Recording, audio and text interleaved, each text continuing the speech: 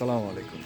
চলেন আজকে একটু কথা বলি স্যার এবং ভাই বিষয়টা নিয়ে।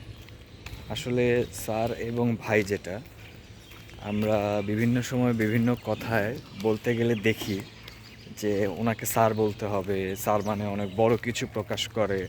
পারতপক্ষে স্যার মানে টোটালি জনাব। আপনি স্যার যে কাউকে বলতে পারেন। স্যার একটা সম্বোধন বা ভাই একটা সম্বোধন। তাহলে বলা যায় যে স্যার অর্থ কি? স্যার অর্থ ভাই, নাকি? নো, স্যার অর্থ আসলে জনাব। এটা যে কাউকে বলতে পারেন। আপনি আপনার অপরিচিত সামনে যেই থাকবে তাকে বলতে পারেন স্যার এটা কি, যদি কোনো জিজ্ঞাসা থাকে। আর আপনি যদি বলেন যে ভাই এটা কি, সেটাও আপনি বলতে পারেন। তার মানে স্যার মানে যে খুব আহামরি কিছু, এটা আসলে না।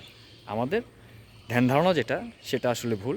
আপনি যে কাউকে স্যার বা মিস্টার করে আপনি সম্বোধন করতে পারেন। ধন্যবাদ।